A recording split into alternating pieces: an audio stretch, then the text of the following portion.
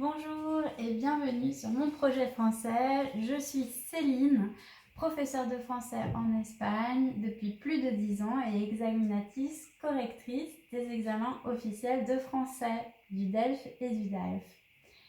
Si tu vas bientôt passer un examen de français comme le DELF à un niveau intermédiaire, cette vidéo est faite pour toi.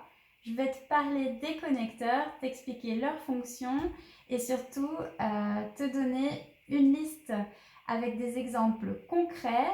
Et à la fin de la vidéo, tu pourras même t'entraîner avec quelques questions. Avant de commencer, je veux te dire que tu trouveras dans la description de cette vidéo un lien à la leçon complète avec des exercices interactifs pour t'entraîner et le PDF de cette leçon à télécharger gratuitement. Bon, maintenant on commence avec la vidéo. Prends un papier et un stylo pour noter. C'est parti. Tout d'abord, qu'est-ce que c'est un connecteur ?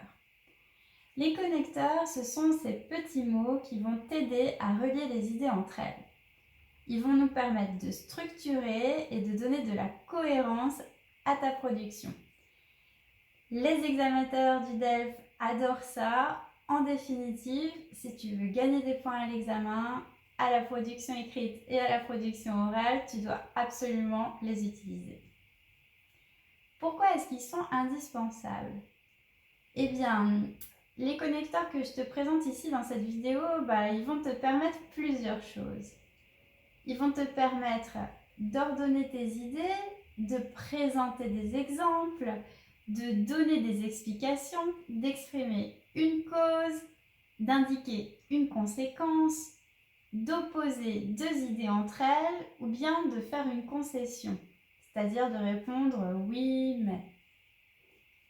Dans cette vidéo, tu vas découvrir 20 connecteurs qui, selon moi, sont vraiment essentiels. Mais il faut savoir qu'il en existe beaucoup plus. Ce que je te présente ici sont quand même une bonne base pour toi si tu te présentes au DELF au niveau B1 ou au niveau B2. C'est parti, voici la liste des connecteurs. Déjà, pour ordonner, tu peux utiliser d'abord ou tout d'abord, ensuite, puis, enfin. Tu vas pouvoir les utiliser en début de phrase. Je te donne un exemple. La pratique d'une activité physique régulière est vraiment recommandée. D'abord, le sport permet de garder la forme. Ensuite, il renforce le système immunitaire. Enfin, il réduit le risque de maladies chroniques. Pour donner une explication, alors, ici, deux mots très utiles, c'est-à-dire, en d'autres termes, un exemple pour chacun d'eux. Quand j'écoute de la musique que j'aime, je me sens bien, c'est-à-dire que je suis plus détendue, moins stressée. La musique est une source de plaisir, en d'autres termes, un moyen de se divertir et de se détendre. Pour ajouter une idée, tu peux utiliser également ou aussi. Ils sont généralement employés après le verbe. Par exemple, je suis fan de films de science-fiction, mais j'apprécie également les films d'action et les films de comédie. Il existe aussi quelques inconvénients dont on parle moins. Pour donner un exemple, tu peux utiliser par exemple ou bien comme. J'adore les jeux de société qui se jouent à plusieurs, comme le Monopoly. Il y a plusieurs petits gestes que tu peux faire pour protéger l'environnement. Par exemple, tu peux commencer par trier les déchets chez toi. C'est déjà un début. Si tu utilises par exemple à l'écrit, n'oublie pas que le mot exemple s'écrit avec un E. E-X-E-M-P-L-E. Bon, maintenant je vais te parler des connecteurs essentiels si tu passes le DELF tu dois absolument les connaître. En effet, ils vont te permettre de donner des explications, de justifier tes arguments.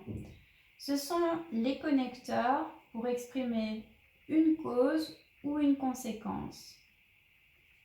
Tout d'abord, pour indiquer une cause, voici les 3 mots à connaître. Quand tu annonces une cause dans un sens positif, tu peux utiliser grâce à. Si tu veux exprimer une cause plutôt négative, tu utiliseras à cause de. Et puis enfin, un 3e connecteur qui est selon moi la base, parce que. Je te donne des exemples. Grâce à son travail acharné, dur, il a réussi à obtenir son diplôme. Le match a été annulé à cause de la pluie. Je suis fatiguée parce que j'ai travaillé toute la journée. Pour indiquer une conséquence, il y a 3 connecteurs importants. C'est pourquoi, donc, qui s'utilise plus à l'oral, et c'est la raison pour laquelle. Je te donne 3 exemples. On ne connaît pas beaucoup ce sujet, c'est pourquoi je veux vous en parler aujourd'hui. Il n'est pas au travail, donc tu peux l'appeler. L'utilisation excessive des réseaux sociaux peut devenir dangereuse pour la santé mentale. C'est la raison pour laquelle il faut parler de ces dangers pour informer. Pour opposer 2 idées, les 2 essentiels sont mais et en revanche. L'histoire du film était assez bonne, mais la fin était un peu prévisible. Ce pull coûte cher, c'est vrai, en revanche, il est de bonne qualité. Je termine par les connecteurs pour faire une concession, c'est-à-dire quand tu acceptes un argument mais que tu veux le nuancer, c'est comparable au oui mais. 2 connecteurs ici sont à connaître, pourtant et cependant. Martin m'a dit qu'il n'avait pas d'argent, pourtant il s'est acheté une nouvelle voiture. Le recyclage est un geste écologique important, cependant il ne suffit pas à résoudre tous les problèmes environnementaux. Ne confonds pas pourtant avec portento, c'est une erreur très fréquente. Pourtant sert à exprimer une concession et pas une conséquence, d'accord ? Maintenant, c'est l'heure de vérité. On passe au test. Je vais te poser 5 petites questions et tu vas pouvoir vérifier si tu as bien compris. Tu es prêt ? Première question, je te laisse quelques secondes pour lire et répondre. Il est 12 heures, c'est-à-dire midi. Ici, on donne une explication. Deuxième question. Il n'y a pas de vent, mais il fait assez froid. En revanche, il fait assez froid. On oppose 2 idées. Troisième question. Martin a été très surpris, pourtant il savait que cela pouvait arriver. Ici, c'est la concession. On va utiliser pourtant, bien sûr.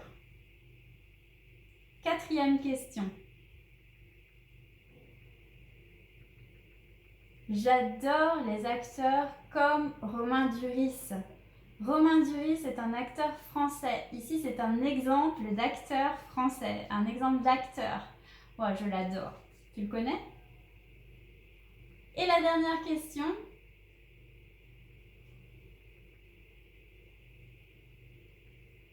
Grâce à sa détermination, elle a réussi à atteindre son objectif. Ici, c'est plutôt positif puisqu'elle a réussi.